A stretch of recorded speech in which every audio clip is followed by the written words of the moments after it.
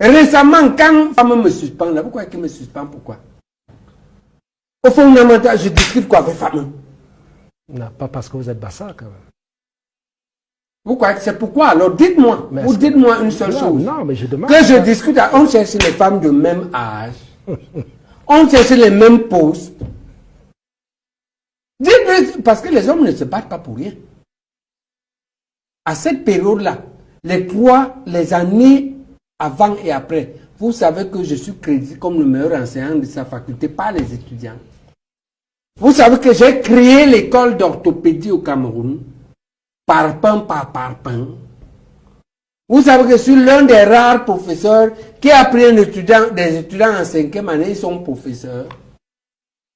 Je suis pas un type comme ça. Dis-moi alors, nominé parmi les 100 meilleurs médecins. Voilà, moi je te dis donc. Moi je te dis donc. Si ce n'est pas le tribalisme ethno-fasciste, qui est la forme la plus grave du tribalisme, c'est quoi d'autre? Bon, mais hypothèse, donne hypothèse. Mais j'ai pas travaillé sur ce dossier. Non. Il ne faut pas m'appeler ici pour me perdre le temps. Non, mais j'ai pas travaillé sur ce dossier. Vous n'allez pas m'entraîner sur ce dossier. Moi, je veux dire donc. Mais moi, je ne sais pas pourquoi. Moi, je veux dire donc que c'est le pire ethno-fascisme qu'on ait vu au Cameroun. Bon, ça peut être une interprétation subjective. Il n'y a pas un fait. Faites-moi donc une proposition. Il n'y a pas un fait qui demande que c'est le tribalisme que vous avez été suspendu. Ça fait 7 ans donc. Oui. Ça fait en 7 ans, vous êtes journaliste. Vous avez prouvé que Fama Ndongo et Zemi Nkandé me reprochent quoi? Vous savez au moins que la justice leur a donné tort sur tous les procès. Plus de 10. Bon, ça c'est un fait. D'accord. En revanche. Oui, ça c'est un fait. Et je vous dis donc que si ce n'est pas le tribalisme ethno-fasciste le plus sévère, la forme la plus grave, la forme que Hitler a appliquée aux Juifs, c'est quoi d'autre? Vous êtes battu sur cette question. Avouez! Non, mais attends, non. Mais écoutez, non, mais monsieur Bayebek, vous êtes là pour répondre aux questions. Mais vous ne me demandez pas de répondre.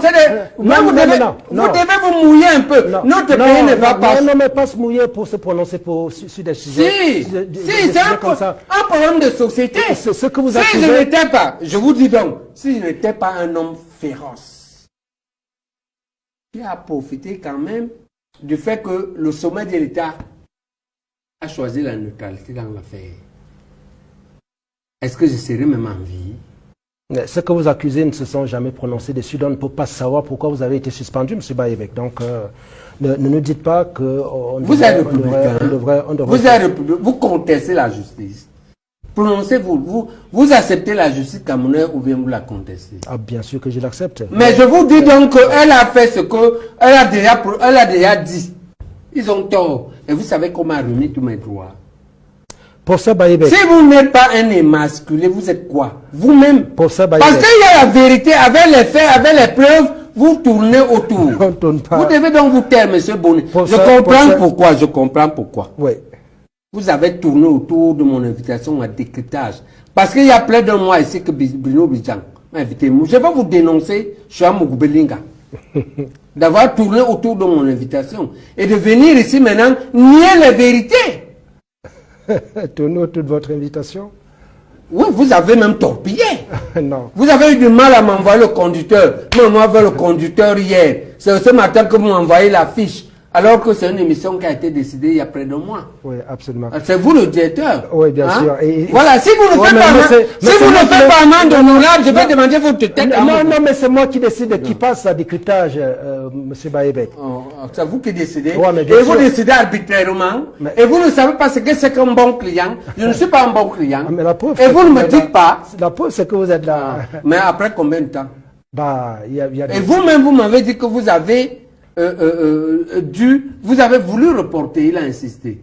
Hein, vous devez faire amende honorable, mais on n'est pas venu pour ça. D'accord. Et on passe sur... ouais, d'accord, on peut continuer. D'accord, ok, merci M. Bayebek. Vous avez été en 2014 nominé parmi les 100 meilleurs médecins au monde. Est-ce que vous avez l'impression que votre pays, le Cameroun, vous traite à la proportion de ce statut-là, de cette réputation? Oui. Parce que mon pays, ce n'est pas quelques personnes qui gouvernent mal. Ce n'est pas ça mon pays. Mon pays, c'est ceux qui gouvernent, mais ceux qui gouvernent correctement. Ok? Mon pays, c'est mes compatriotes. Et ils sont très reconnaissants. Hier, j'étais à la soutenance de mon fils à Douala. C'est tous les étudiants qui veulent se filmer avec moi. C'est tous les étudiants qui veulent faire des autographes. Moi, je n'en demande pas plus. Je mène ma petite vie, je gagne ma vie, je suis quelqu'un de relativement de bien équilibré. Ça me va. Ok? Et maintenant, au plan institutionnel. Au plan institutionnel, écoutez, on peut servir très bien de son pays, être utile à son pays. Et on peut être heureux, équilibré sans fonction. D'accord? J'ai le plaisir de démontrer ça, de vivre ça. L'équilibre, la reconnaissance sans fonction. Ok? Maintenant, j'ai eu par exemple cette reconnaissance-là. Et je dois expliquer aux gens ce que ça veut dire. Les jeunes, ce que j'explique aux jeunes, c'est que moi, je demandais à ces gens-là ce qu'ils trouvaient en moi. Parce que le meilleur médecin, c'est difficile. Est-ce que moi, je suis chirurgien, est-ce que je peux être meilleur qu'un pédiatre en pédiatrie? Ils m'ont dit non, c'est pas ça. Et c'est ça la définition de la réussite. La réussite dans la vie n'est pas la quantité d'argent, de biens et de pouvoir que nous devons avoir, que nous pouvons avoir. La réussite dans la vie, c'est le nombre de personnes chez qui on crée l'envie, l'ambition, le rêve et la satisfaction. Il faut qu'ils me disent le nombre de jeunes qui vous regardent et qui veulent vous suivre et qui vous suivent et qui deviennent des hommes heureux et équilibrés, c'est ça votre prix le meilleur. C'est ça votre satisfaction aujourd'hui. Oui.